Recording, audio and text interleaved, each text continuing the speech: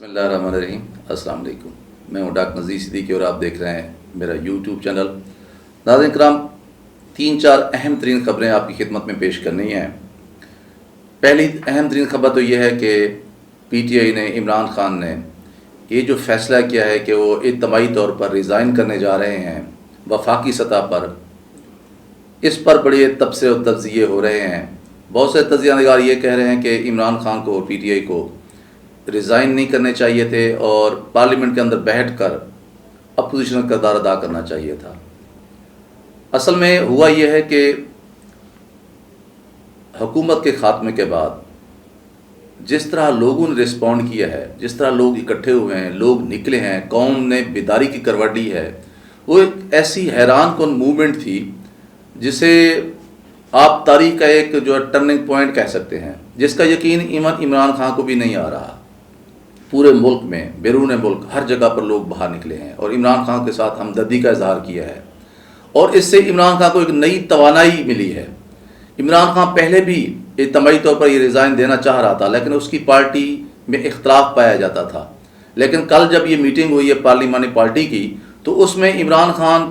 کے پاس یہ جو لوگوں کی جو طاقت تھی، لوگ جو اس کے حمایت میں کھڑے ہوئے ہیں، اس کی وجہ سے اس کی پارلیمانی جو پارٹی تھی وہ مجبور ہو گئی ہے کہ جو عمران خان فیصلہ کریں وہ سارے ایم این ایز مجبور تھے کہ اس کی ہاں میں ہاں ملائیں۔ تو اس کو ایک عمران خان کو ایک لیڈنگ رول ملا ہے۔ پہلے یہ تھا کہ اس کی پارٹی کے اندر ایک ڈیوائڈ تھی کہ پتہ نہیں ہمارا کیا بنتا ہے، لوگ جو ہیں ہمارے ساتھ کھڑے ہوتے ہیں یا نہیں کھڑے ہوتے، لیکن جس طرح انہیں بڑی میسو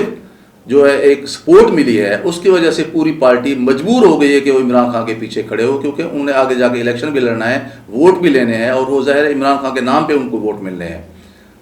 تو اس کی بنیاد پر عمران خان نے، یہ نہیں ہے کہ صرف وفاق کی سطح پر یہ انہوں نے ریزائن کیے ہیں، یہ سلسلہ اب آگے بڑھے گا، یہ پنجاب میں بھی جائے گا اور یہ خیبر پختونخوا میں بھی جائے گا، یہ آگے بڑھے گا سندھ میں، بلوچستان میں، گلگت بلتستان میں، کشمیر میں، اور اس قدر یہ ایک کرائسس پیدا کر دیا جائے گا کہ وہ طاقتیں جو ملک میں فیصلہ سازی کے لیے اپنا کردار ادا کرتی ہیں وہ مجبور ہو جائیں گی کہ نئے الیکشن کروائے جائیں۔ اور ویسے اندر کھاتے یہ بھی ہے کہ میاں نواز شریف یا مریم نواز وہ بھی چاہتے ہیں کہ ملک میں نئے الیکشن کروائے جائیں۔ ہاں، یہ علیحدہ بات ہے کہ جو پرائم منسٹر بنے ہیں میاں شہباز شریف، وہ چاہتے ہیں کہ 1.5 سال تک وہ پرائم منسٹر رہیں، اور پیپلز پارٹی بھی چاہتی ہے کہ ان کی سندھ گورنمنٹ ہے وہ زیادہ سے زیادہ جو ہے حکومت کریں۔ لیکن بہرحال عمران خان کی پوری کوشش ہوگی کہ اگلے 3-4 مہینے کے دوران ملک میں نئے الیکشن ہوں، اور وہ اس کے لیے کسی بھی حد تک جا سکتے ہیں۔ اور پھر پرسوں ترسوں جس طرح پوری قوم باہر نکلی ہے اور یہ کہا ہے کہ فوراً ریمیٹنس بھی نہیں بھیجنے گا اگر عمران خان نہیں آتے، اس کی وجہ سے ہماری اسٹیبلشمنٹ کے اوپر بہت بڑا پریشر آیا ہے، اور وہ لوگ جنہوں نے پاکستان میں ایک فیسیلیٹیٹر کا کردار ادا کیا ہے ایک عالمی سازش کے حوالے سے، وہ یہ سوچنے پر مجبور ہو گئے، ان کا یہ اندازہ نہیں تھا، وہ یہ ایکسپیکٹ نہیں کر رہے تھے کہ عمران خان کی اتنی سپورٹ ہے ملک کے اندر، اور پھر ہمدردی کی ایک جو لہر پیدا ہوئی ہے۔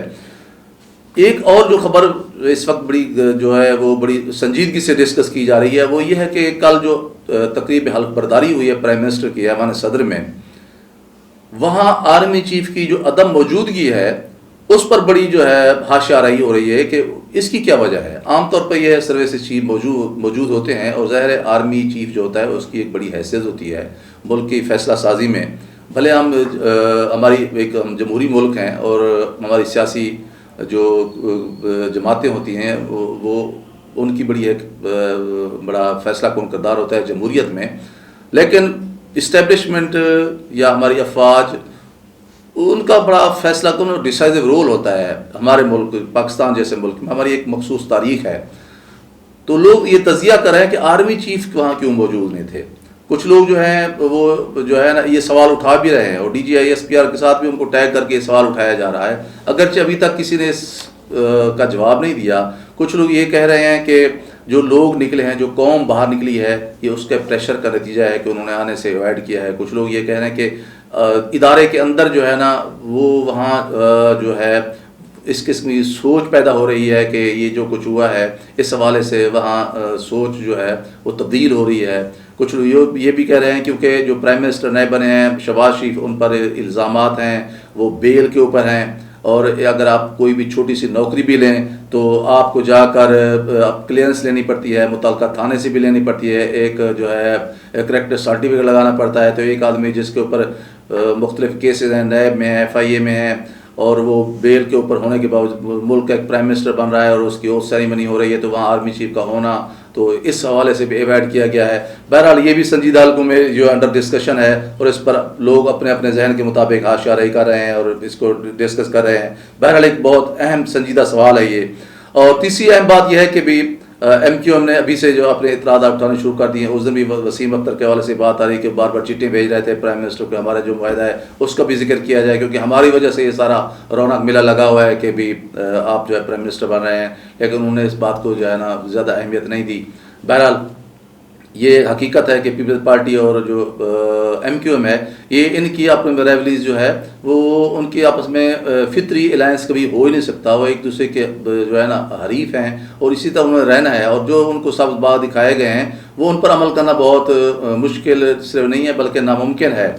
تو اب دیکھنا یہ ہے کہ بھی یہ جو الائنس ہے اب بنا ہے صرف 2 ووٹوں کی اکثریت سے، یا آگے چل بھی پاتا ہے کہ نہیں، کیونکہ فکر و نظر کا اختلاف بلکہ تضاد جو ہے وہ پہلے سے موجود ہے، اور 40 سال کی جو سیاست رہی ہے ان سب اتحادی جماعتوں کی، وہ ایک دوسرے کی متضاد راہوں کے مسافر رہے ہیں۔ اور